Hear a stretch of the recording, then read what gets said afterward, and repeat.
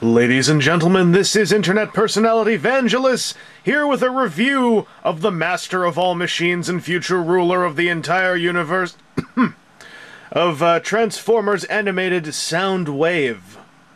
This toy is, like Jazz, a Wave 3 Deluxe that you may in fact be able to get your hands on very soon. Especially if you pre-ordered with Big Bad Toy Store, because then you probably already have one on the way. This truck mode is pretty cool. It's like a little SUV. Only it's an absolutely tricked out SUV, covered in neon lights and cassette tape sort of detailings. A lot of this is actually sculpted in, but some details that I noticed some people haven't mentioned much. I mean, everyone's brought up the, the cassette control button bumper, but on the back here, you can see right here, aside from this whole cassette slash stereo thing, there's an equalizer bar graph kind of thing there. And I like that. It's a nice little touch. And of course, a power button up on the top.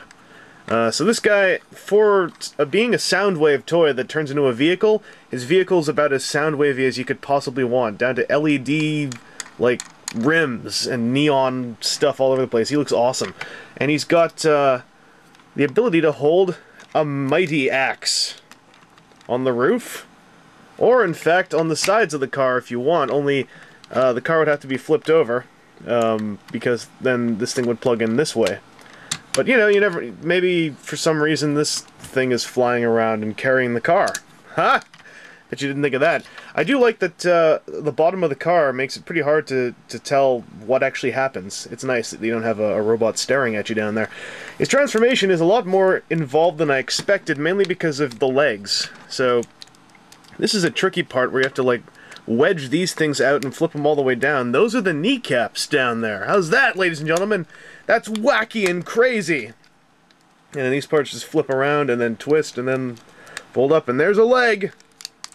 And the same thing on this side.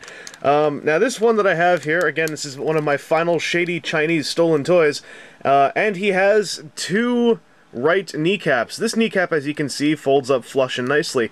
This one, as you can see, is another one of these ones, and folds up crooked. It's not really enough to diminish my enjoyment of the figure at all, but there you go. There's, like my unpainted arm bulkhead, this one is very clearly off the production line. However, I didn't pay that much for him, so it doesn't really bother me that much.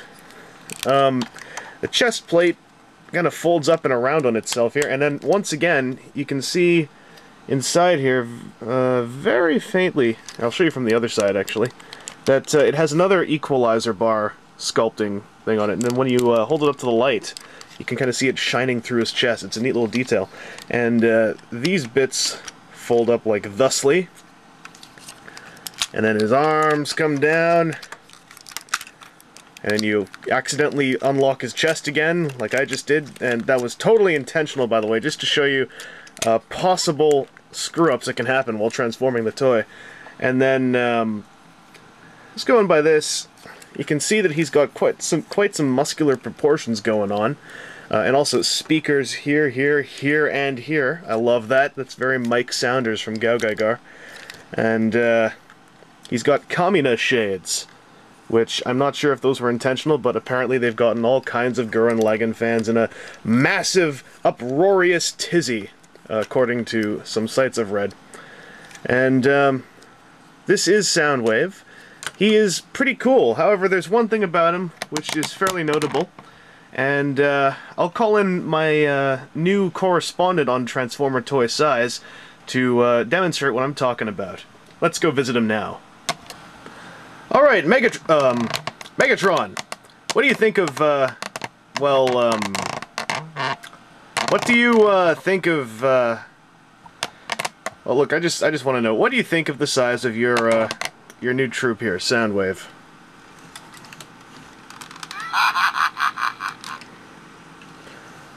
Oh, that was kind of mean, actually.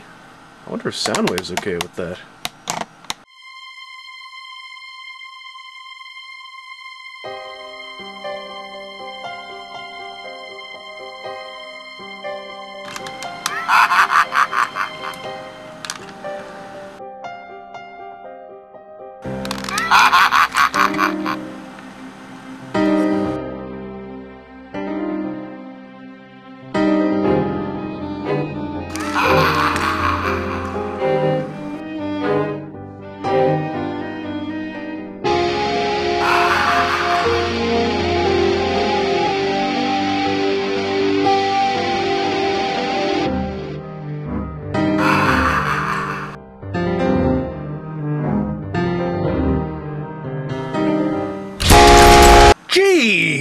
I forgot about that.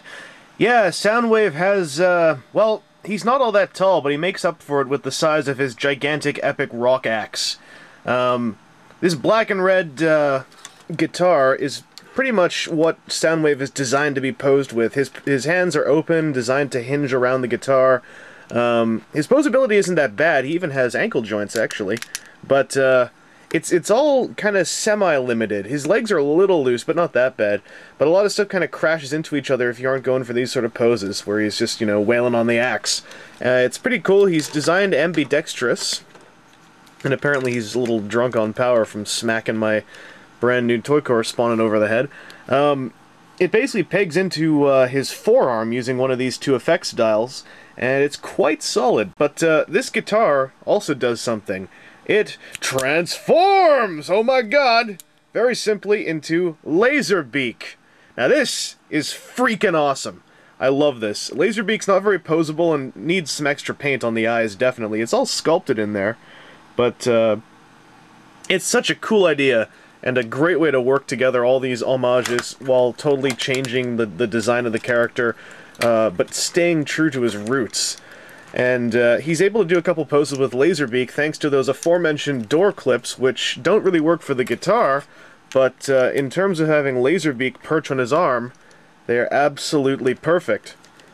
So, he's quite a cool toy. He's not as tall or posable as one might hope, but then again, for the character of Soundwave, he really does everything you'd want him to do. You can even open his chest a little bit if you really want to, and pretend that tapes are coming out. But he's quite an homage-loaded design for a total redesign of a character's alt mode and aesthetic. But he has everything that you'd want out of a Soundwave when it comes down to it.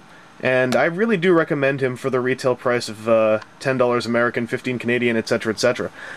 Again, he should be out around August, and I really do recommend him. His vehicle mode's about on par, size-wise, with all the other deluxes. It's his robot mode that's a little bulkier and suffers height-wise for it. But overall, a very cool toy. I recommend it. And also, he has a guitar that turns into Laserbeak.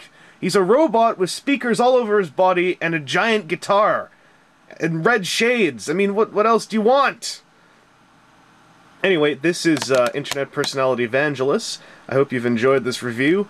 I guess my musicalness may have played some slight bias into my love of this figure, but overall, I like him. So until next time, ladies and gentlemen, I will see you all in the Rock Stadium with my boy Soundwave on my left and my boy Mike Saunders on my right. And we will deliver the song that will end the universe. A 1, a 2, a 1, 2, 3.